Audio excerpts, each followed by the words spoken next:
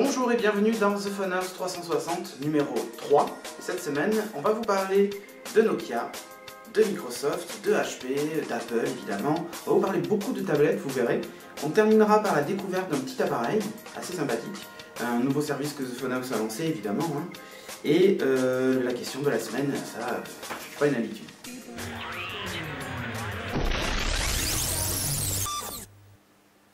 Et on démarre tout de suite avec l'annonce. Alors il y avait déjà fuité il y a un petit moment, c'est le Nokia N8. Le Nokia N8 en fait c'est le prochain N-Series de chez Nokia, équipé d'un appareil photo de 12 millions de pixels avec une optique Carl Zeiss assez exceptionnelle, l'optique d'ailleurs. Enfin, c'est assez bluffant de voir ce qu'elle est capable de faire. Elle fait de très très belles photos et surtout elle filme en vidéo HD. Alors ça c'est pas nouveau, il y a d'autres mobiles qui le font, mais elle le fait en fait avec une qualité assez exceptionnelle. Bon, on sait que Nokia est quand même un peu une référence sur les photophones. Pour avoir vu par exemple des N86 8MP, comme il s'appelait, enfin 8 millions de pixels, faisait de très très belles photos, ben là on va retrouver à peu près la même chose, l'optique est assez grosse. Au niveau du système d'exploitation, on retourne sur du Symbian. Alors ça c'est Nokia qui persiste dans Symbian. Bon, c'est un nouveau Symbian, donc on va voir ce que ça va donner.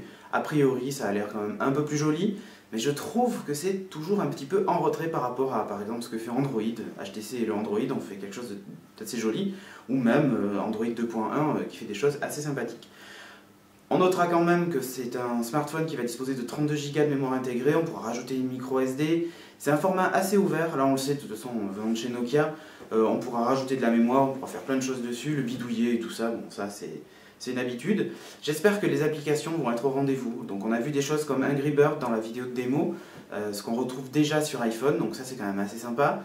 On va voir. On notera quand même que Nokia compte le commercialiser à un tarif très agressif, 499 € seul.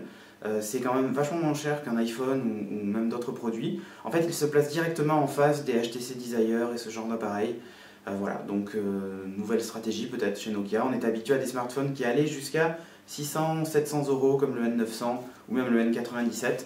Bon ben voilà, on va voir ce que ça va donner. Je leur souhaite bon courage. En tout cas, c'est un 100% tactile, pas de clavier. On verra ce que ça donne. On arrive dans le monde des tablettes avec Microsoft qui annule Courrier. Alors vous savez, c'était ce projet Courrier.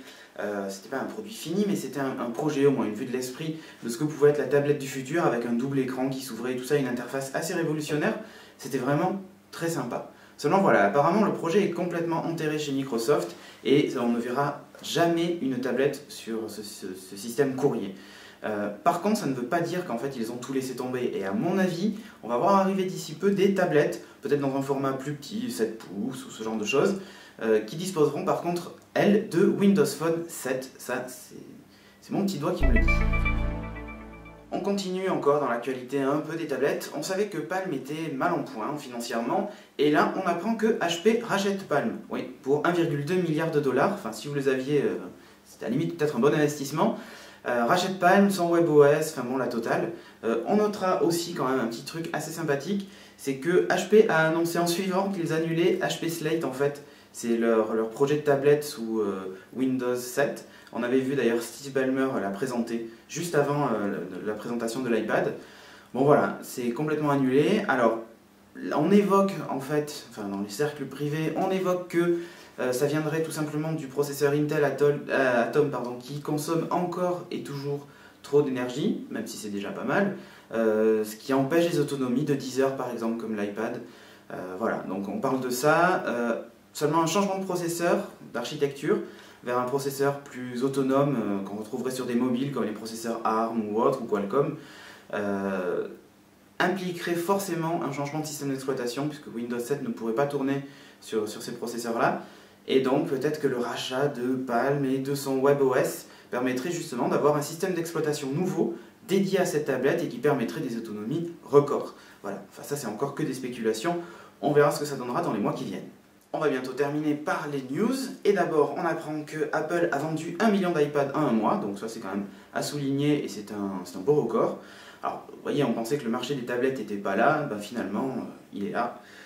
Les applications, enfin l'application Twitter officielle a débarqué sur Android 2.1, donc si vous avez un Motorola Milestone, un Nexus One, un HTC Desire ou autre, vous pouvez installer l'application officielle de Twitter. Qu'est-ce qu'elle a de plus ou de moins que les autres? Alors surtout moins, il y a pas mal de fonctions qui ne sont pas disponibles comme sur d'autres clients comme Twitter, T-O-U-I-T-E-R, enfin de TER, ou comme sur Tweedroid ou Sysmic ou autre. Donc il manque certaines fonctions comme le multicompte, ce genre de choses. Par contre, ce qui est assez sympathique, c'est que ça s'intègre complètement avec votre répertoire. Donc quand vous êtes dans votre répertoire, vous voyez les derniers statuts Twitter en face de vos contacts, ou quand vous cliquez sur votre contact, vous pouvez lui envoyer un message direct sur Twitter. C'est quand même assez bien fait, ça fusionne en fait les contacts avec Twitter, un peu comme ce que vous pouviez faire avec Facebook par exemple. Donc voilà, et c'est totalement gratuit évidemment. Je vais vous parler ensuite d'un service que The Phone House a lancé, qui est le rachat de mobiles. Si vous avez des vieux mobiles qui traînent à la maison, ne les jetez pas. Voilà, ne les jetez pas. Alors soit ils sont complètement hachés et vous les ramenez pour recyclage, soit ils fonctionnent sans leur chargeur et n'ont pas de touche arrachée ou de l'écran cassé, et auquel cas en fait The Phone House peut vous les racheter. Donc il y a une cote qui évolue tout le temps. Donc vous pouvez venir voir, tester votre mobile numéro IMEI, et toutes les semaines en fait vous allez voir que ça se remettra à jour. Donc là vous avez deux choix, soit vous demandez un chèque et vous le recevez à la maison, soit vous allez en boutique pour acheter un nouveau téléphone avec votre ancien mobile et on vous rachète votre téléphone plus 30%. Donc voilà, c'est assez sympa. Et à titre d'exemple, un iPhone 3GS est racheté 300 €.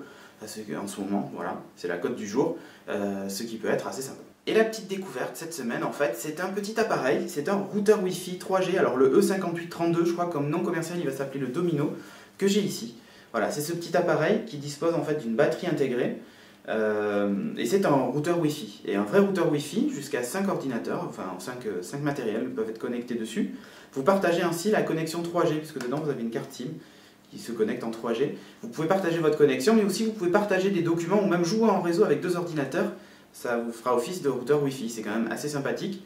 Il dispose d'un slot de micro SD pour tout simplement vous en servir comme disque de stockage, puisqu'il dispose aussi d'un port USB. Donc soit vous l'utilisez en USB pendant sa recharge par exemple comme une clé 3G sur votre ordinateur, puis vous pouvez le débrancher, l'allumer, il y a une petite batterie de 1500 mAh dedans, et vous disposez donc d'un hotspot Wi-Fi. Alors moi je l'ai testé pendant plusieurs jours, en termes d'autonomie j'ai tenu 6 heures en fonction continue pour cet appareil, et je l'ai utilisé avec un iPad Wi-Fi, ça marche très très bien.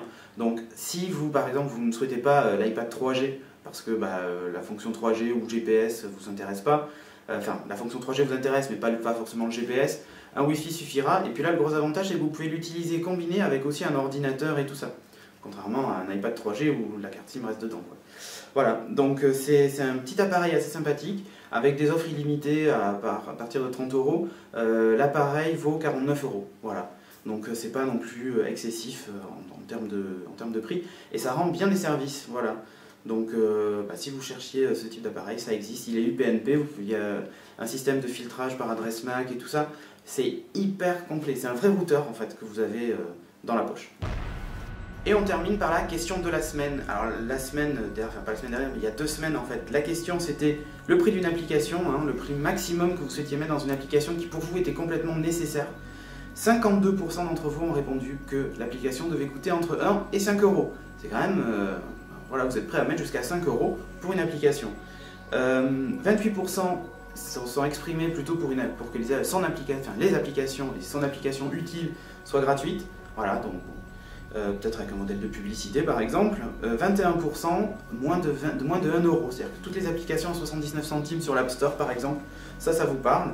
On en a 13% qui nous ont dit entre 5 et 10 €, donc là on commence à monter en prix, et 1% seulement plus de 10 €. Voilà. Bon, après il n'y en a pas énormément d'applications à plus de 10 € sur les téléphones en tout cas.